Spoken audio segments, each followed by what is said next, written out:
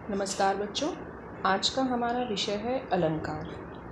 अलंकार यूँ तो बहुत ही प्रारंभिक रूप से आपको छठी सातवीं कक्षा में पढ़ाए जाते होंगे या संभवतः 8वीं 9वीं में उनका विस्तृत वर्णन होता हो। लेकिन जब भी आप देखेंगे, आप हिंदी पढ़ेंगे या काव्य से जुड़ी हुई कुछ बातें करेंगे तो निश्चित रूप से अलंकारों का एक प्रश्न आपके सामने अवश्य आ जाता है, क्योंकि काव्य का शोभा कारक जो धर्म है, भाषा की सुंदरता जो बढ़ाते हैं, उन्हें हम कहते हैं अलंकार। अलंकार मूलतः भाषा की सुंदरता में वृद्धि करने वाला धर्म है, इसे हम अलंकार कहते हैं। अब अलंकारों के 3 प्रकार माने गए हैं। सामान्यतः शब्दालंकार और अर्थालंकार, 2 ही भेद आपको मिलेंगे, लेकिन एक तीसरा भेद भी है, उभयालंकार। अब हम इन तीनों प्रकारों के विषय में थोड़ा बहुत जानेंगे। सबसे पहले शब्दालंकार। शब्दालंकार जैसा कि नाम से ही स्पष्ट है, शब्द में जहाँ अलंकार की सृष्टि हो, अर्थात जहाँ शब्दों का इस प्रकार प्रयोग किया जाए कि भाषा में सौंदर्य का गुण आए, वहाँ शब्दालंकार होता है। जैसे अनुप्रास अलंकार। कहे कवि, क और क पहला वर्ण जब हमने लिया तो शब्द के माध्यम से यहाँ सुंदरता आई है, भाषा में सौंदर्य का गुण आया है, इसलिए हम इसे शब्दालंकार मानते हैं। इसी प्रकार यमक अलंकार, श्लेष अलंकार, हम आगे इनके विषय में भी पढ़ेंगे। अभी आप मूल रूप से थोड़ा बहुत इनके विषय में जान लीजिए। फिर है अर्थालंकार। जिस प्रकार नाम से ही स्पष्ट है बच्चों, हमने पहले शब्दालंकार कहा तो वहाँ शब्द की प्रमुखता थी। यहाँ हमने अर्थालंकार कहा तो अर्थ का यहाँ पर जो प्रमुखता है, जो मुख्यपन है, वो यहाँ नज़र आता है। अर्थालंकार में निश्चित रूप से अर्थ मुख्य है। यहाँ भाषा में शब्द बदल देने पर भी भाषा की सुंदरता या चमत्कार स्थित रहता है, विद्यमान रहता है। जहाँ भाषा में अर्थ के कारण चमत्कार हो, शोभा हो, सौंदर्य हो, वहाँ अर्थालंकार माना जाता है। अर्थालंकार के कुछ उदाहरण लिखे हैं बच्चों। उपमा अलंकार, रूपक अलंकार, उत्प्रेक्षा अलंकार, अतिशयोक्ति अलंकार, मानविक अलंकार आदि। उभयालंकार। उभयालंकार जहाँ शब्द और अर्थ दोनों पर ही आधारित रहकर चमत्कार की उत्पत्ति होती है, वहाँ उभयालंकार होता है। अब शायद आप समझ गए होंगे, शब्दालंकार, अर्थालंकार और उभयालंकार। उभय का अर्थ है दोनों, तो शब्द और अर्थ अलंकार दोनों के माध्यम से जहाँ अर्थ में वृद्धि हो, भाषा में वृद्धि हो, काव्य का सौंदर्य बढ़े, वहाँ उभयालंकार। अब बात करते हैं अनुप्रास अलंकार की, जहाँ एक ही वर्ण की एकाधिक यानी एक से अधिक बार आवृत्ति हो, आवृत्ति मतलब बार बार आए, वहाँ अनुप्रास अलंकार होता है। उदाहरण देखिए, सयानी सुरीली समर्पित सरिता सरसर बहती जाए। यहाँ उदाहरण में आपको स वर्ण की बार बार आवृत्ति है, ध्यान से देखिए। सयानी प्रथम वर्ण है स, सुरीली प्रथम वर्ण है स, फिर समर्पित, सरिता, सरसर, इनमें सभी में प्रथम वर्ण है स। तो जब यहाँ प्रथम वर्ण एक ही वर्ण है और एक से अधिक बार आ रहा है, तो निश्चित रूप से यहाँ अनुप्रास अलंकार दृष्टिगत होता है। इस प्रकार यहाँ अनुप्रास अलंकार है। अब आप जब अपनी कविताएं पढ़ेंगे तो उन कविताओं से कम 2 उदाहरण प्रत्येक अलंकार के अवश्य छांटें और लिखें, ताकि आपको हमेशा याद रहे कि अनुप्रास अलंकार कहाँ है। बहुत ही साधारण अलंकार है और ढूंढने में भी आपको परेशानी नहीं होगी। इसके बाद आता है यमक अलंकार। यमक अलंकार जहाँ एक ही शब्द एक से अधिक बार, पर ध्यान रखना है, शब्द एक होगा, एक से अधिक बार आएगा, लेकिन अर्थ हर बार भिन्न होगा, वहाँ यमक अलंकार। उदाहरण देखिए, देख मगर को मगर डर गया छोटा बच्चा। किसको देखकर? मगर को देखकर। मगर का क्या अर्थ है? पहले मगर का अर्थ है मगरमच्छ और दूसरे मगर का क्या अर्थ है? लेकिन। तो इस प्रकार पहले मगर को देखकर, मगर मतलब मगरमच्छ, उसको देखकर डर गया छोटा बच्चा, छोटा बच्चा डर गया, मगर मतलब लेकिन, अर्थात मगरमच्छ को देखकर छोटा बच्चा डर गया। इस प्रकार यहाँ यमक अलंकार की छटा दृष्टव्य है। श्लेष अलंकार। श्लेष का शाब्दिक अर्थ है चिपका हुआ। जहाँ एक ही शब्द से एक से अधिक अर्थ चिपके हुए हों वहाँ श्लेष अलंकार होता है। ध्यान दीजिए, श्लेष का अर्थ है चिपका हुआ। मंगन को देख पट देत बार बार। पट एक ही शब्द है लेकिन इसके अर्थ एकाधिक हैं।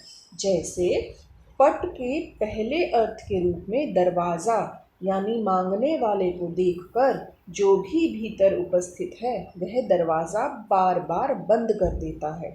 वहीं दूसरा अर्थ है वस्त्र, अर्थात मांगने वाले को देखकर वह बार बार वस्त्रों का दान कर देता है या कर देती है।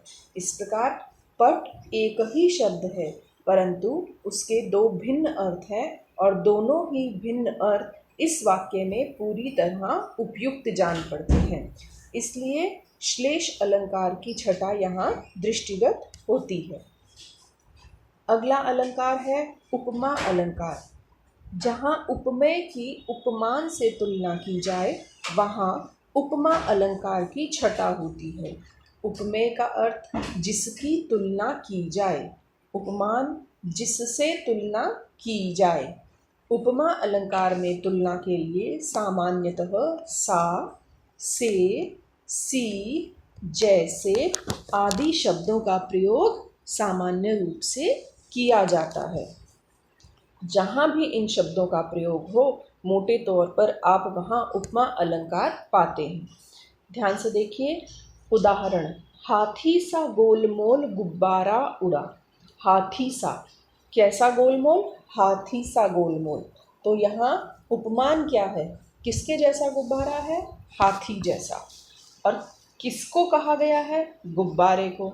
तो उपमेय है गुब्बारा और जिसके जैसा है वह उपमान। और उड़ा उड़ा देखो गगन में चढ़ा। यहाँ गुब्बारे की तुलना हाथी से की गई है। और क्यों की गई है? क्योंकि इनमें समान धर्म है। गुब्बारा भी गोलमोल है और हाथी भी भारी भरकम शरीर वाला होता है तो गोल गोल दिखता है। तो गुब्बारे की तुलना हाथी से की गई है। यहाँ भार से तुलना नहीं है। उनका जो सामान्य धर्म है गोल गोल दिखना, मोटापा कह सकते हैं आप, उससे तुलना की गई है। इसी कारण यहाँ उपमा अलंकार है। जब आप समझकर इन अलंकारों को फिर अपनी पुस्तक में देखेंगे और कविताओं को जानेंगे, समझेंगे, तब निश्चित रूप से आपके इन उदाहरणों प्रति समझ और अधिक विकसित होगी। अगला उदाहरण है रूपक अलंकार। यहाँ उपमेय में उपमान का आरोप कर दिया जाता है और रूपक अलंकार अपने आप आ जाता है। उदाहरण देखिए, कमल नयनी सजीली नार, मुड़ मुड़ देखे बार बार। कमल नयनी, कमल नयनी मतलब कमल से नयन है। यहाँ उपमेय क्या है? नयन उपमेय है, उपमान है कमल और नयन को कमल ही मान लिया गया है।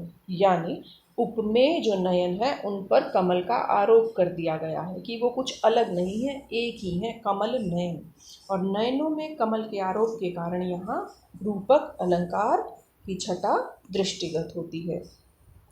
ऐसे बहुत से उदाहरण आपको मिलेंगे। देखिए, चंद्रवदनी। चंद्रवदनी मतलब चंद्र समान बदन जिसका, बिल्कुल चंद्र ही है मान लीजिए उसका बदन, उसका शरीर। चंद्रमुख, चंद्रमुख अर्थात चांद जैसा मुख।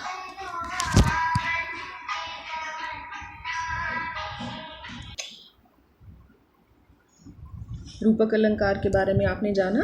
अब हम बात करते हैं उत्प्रेक्षा अलंकार। जहाँ पर अप्रस्तुत को प्रस्तुत मान लिया जाए, अप्रस्तुत को प्रस्तुत मान लिया जाए, वहाँ उत्प्रेक्षा अलंकार होता है। यहाँ उपमान से भिन्नता होने पर भी उपमेय में उपमान की संभावना व्यक्त की जाती है तथा मनु मानो, जनु जानो जैसे शब्दों का प्रयोग किया जाता है। उदाहरण देखकर समझने का प्रयास करें। सोते मुख पर गिरी हैं अलकें, यानी सुंदरी सो रही है या नायिका सो रही है या नायक सो रहा है और उसके चेहरे पर अलकें यानी जुल्फ़ें बिखरी हुई हैं, बाल गिरे हुए हैं, बालों की लट गिरी हुई है और कैसा लग रहा है? मानो, ऐसा लग रहा है जैसे रात में चांद चमक रहा है। यानी कि सोते हुए मुख पर जो केश विन्यास इस प्रकार बनाया गया है कि उस पर कुछ लटें बिखरी हुई हैं, उन्हें देखकर ऐसा लगता है कि रात में जो धीरे धीरे आवरण दिख रहा है, वो मुख का जो श्वेत वर्ण दिख रहा है, वह इस प्रकार लग रहा है जैसे रात में चांद निकल आया हो।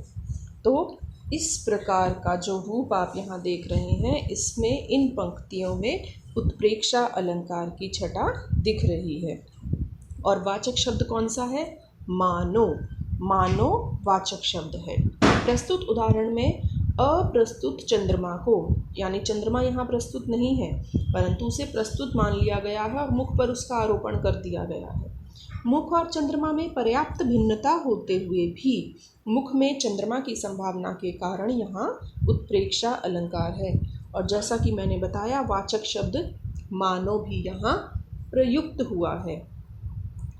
तो मूल रूप से जहाँ आपको मनु, मानो, जनु, जानो जैसे शब्दों का प्रयोग नजर आए, वहाँ आप सीधा सीधा उत्प्रेक्षा अलंकार समझ सकते हैं। भाषा की छोटी छोटी बातें यदि आप ध्यान रखेंगे तो एक तो आपके ज्ञान में वृद्धि होगी, और दूसरा सबसे बड़ी बात, ज्ञान के साथ साथ अंकों की दृष्टि से देखें या समझ की दृष्टि से भी देखें तो निश्चित रूप से आपको लाभ मिलेगा।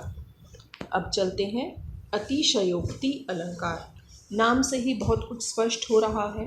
अतिशय, अधिक, बढ़ा चढ़ाकर। उक्ति, कही गई उक्ति, वर्णन, वहाँ है अतिशयोक्ति अलंकार। जहाँ किसी बात का अत्यंत बढ़ा चढ़ा कर वर्णन किया जाए, वहाँ अतिशयोक्ति अलंकार की छटा दिखती है, दृष्टव्य होती है। किसी भी बात को बढ़ा चढ़ा कर कहना, शेख चिल्ली के समान अपने अपने नए नए खोज इरादे बनाना, उस तरह की जो बढ़ा चढ़ा कर बातें, हम कहते हैं इसकी बातों में रस नहीं है, इसने बहुत बढ़ा चढ़ा कर कह दी, उस स्तर पर तो नहीं, परंतु जहाँ काव्य की गरिमा में, काव्य के सौंदर्य में वृद्धि हो, उस स्तर तक जब बात बढ़ा चढ़ा कर कही जाए, तब निश्चित रूप से काव्य के सौंदर्य में, भाषा के सौंदर्य में वृद्धि होती है और उसे हम अतिशयोक्ति अलंकार की संज्ञा देते हैं। एक उदाहरण देखिए बच्चों। सुनकर बोली कोयल की, भर गई टोकरी आमों की। पहले तो ये देखिए कि यहाँ कौन सी ऋतु का वर्णन है। कोयल किस ऋतु में बोलती है? सामान्यतः आम किस ऋतु में आते हैं? बसंत ऋतु के आसपास की बात अवश्य होगी। गिरने लगे पेड़ों से झरझर, खेले बच्चे उन पर चढ़कर। यानी जैसे ही कोयल ने कूक लगाई तो आम मानो इंतज़ार ही कर रहे थे कि कब कोयल कूक लगाए और कब आम पेड़ों से झड़ जाए।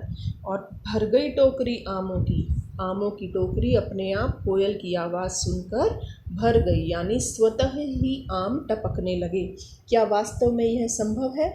निश्चित रूप से यह अतिशय पूर्ण उक्ति है कि कोयल की आवाज़ सुनकर, कोयल की मधुर आवाज़ सुनकर आम स्वतः ही गिरने लगे, और इतने गिरे कि टोकरी भी भर गई, यहाँ तक कि उन पर चढ़कर बच्चे खेलने लगे। इतने आम गिर गए कि टोकरी तो छोड़िए कि ढेर बन गया, और उस ढेर पर चढ़कर बच्चे खेलने लगे।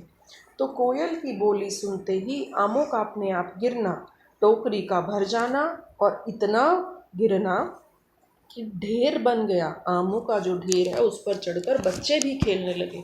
समस्त वर्णन में एक अतिशय पूर्ण उक्ति छुपी है, और इसी कारण यहाँ अतिशयोक्ति अलंकार है। बात को बढ़ा चढ़ाकर अवश्य कहा गया है, पर जब आप मूल रूप से पूरे इस पद्य को ध्यान से देखेंगे तो आप पाएंगे कि भाषा की सुंदरता में कहीं किसी भी प्रकार की कमी नहीं आई है।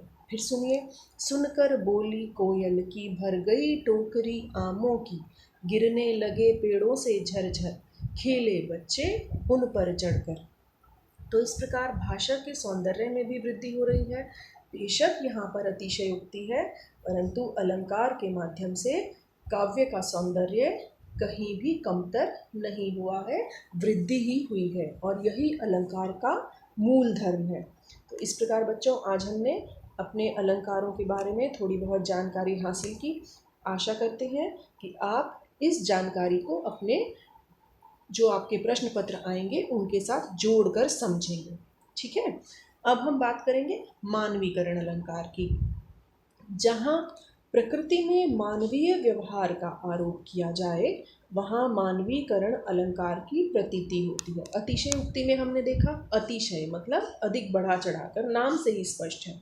मानवीकरण में देखिए, मानवीकरण मानव का व्यवहार, इस आपको शब्द से ही समझ आ रहा है कि मानव के व्यवहार का आरोपण जहाँ कर दिया जाए। तितली फूलों से पूछ रही, इन नयनों में क्या बात छुपी।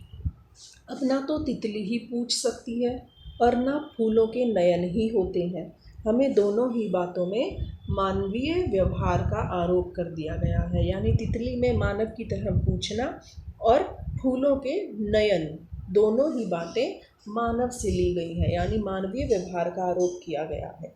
इसी कारण यहाँ मानवीकरण अलंकार की सृष्टि हुई है, क्योंकि मानवोचित व्यवहार यहाँ प्रकृति के उपादानों में समाविष्ट करने का प्रयास किया गया है।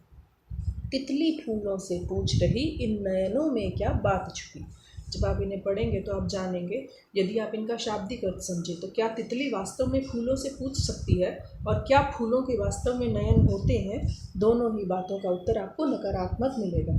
तो यहाँ मानवीय व्यवहार द्वारा भाषा को सुंदर बनाने का प्रयास किया गया है, भाषा में गुण लाने का प्रयास किया गया है, गुणवर्धक बनाने का प्रयास किया गया है। इसी कारण यहाँ मानवीयकरण अलंकार की सृष्टि दिखती है। आज हमने जितने भी अलंकार पढ़े बच्चों, इन सभी अलंकारों की जब आप बात करेंगे तो निश्चित रूप से आप समझ जाएंगे कि हमारा मूल उद्देश्य है आपको अलंकारों का ज्ञान देना। उम्मीद करती हूँ आप इसको पुनः पढ़ेंगे, समझेंगे और इसे अपने जीवन में अपनी पुस्तक के साथ जोड़कर देखेंगे। इसी के साथ नमस्कार।